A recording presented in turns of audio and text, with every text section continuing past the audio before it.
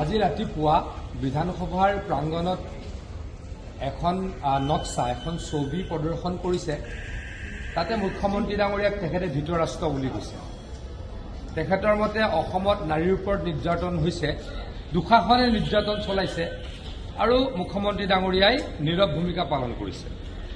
মই অসমৰ ৰাইজক ক'ব খোজো যে মুখ্যমন্ত্ৰী ডাঙৰীয়াই নাৰীৰ সুৰক্ষাৰ কাৰণে কিমানখিনি কৰিছে আৰু তেখেতে অতি দৃঢ়ভাৱে নাৰীক যোনেই গাত হাত দিছে, নাৰীক ব্যৱহাৰ কৰিছে, মুখিমূৰ কৰিবলৈ অহৰহ প্ৰয়াস চলাইছে।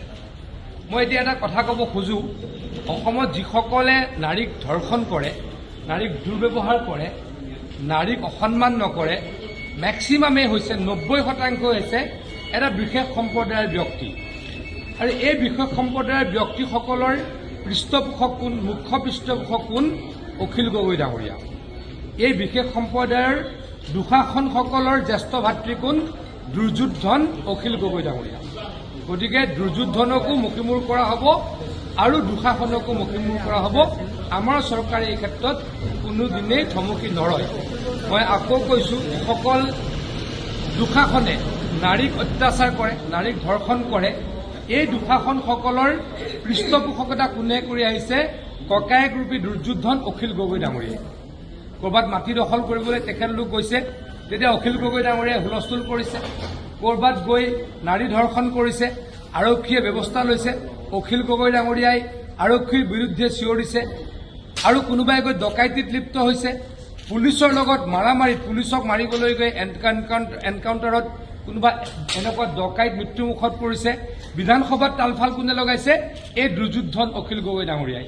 গতিকে অসমৰ আবাল বৃদ্ধ বনিতা সকলোৱে জানে যে এই বৃহৎ ব্যক্তি, যিসকল দুঃশাসন, যাক দুঃশাসন বুলি অখিল গগৈ ডাঙৰীয়াই অভিহিত কৰিছে, সঁচাকৈও তেওঁলোক দুঃশাসন, এই দুঃশাসনৰ ককায়েক দুৰ্যোধন অখিল গগৈ ডাঙৰীয়া। গতিকে অখিল গগৈ ডাঙৰীয়া, আপোনাৰ ভাতৃসকলক বুজাওক যে নাৰীক ধৰ্ষণ কৰিব নাপায়।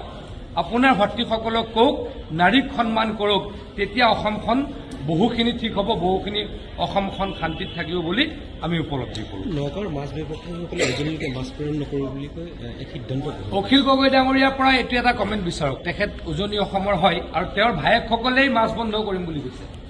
অখিল গগৈ ডাঙৰীয়াই যাক পৃষ্ঠপোষকতা কৰে, কংগ্ৰেছে যাক পৃষ্ঠপোষকতা কৰে, তেখেতসকলৰ ভাতৃ, তেখেতসকলৰ কোনোবা ল'ৰা, সেইসকলে উজনিলৈকে মাছ নপঠাওঁ বুলি কৈছে। তেখেতসকলে এটা কমেণ্ট কৰক, তাৰ পাছত ডেফিনেটলি আমি নিশ্চয়কৈ ব্যৱস্থা ল'ম বুলি উজনিৰ ৰাইজক আমি আশ্বস্ত কৰিছোঁ।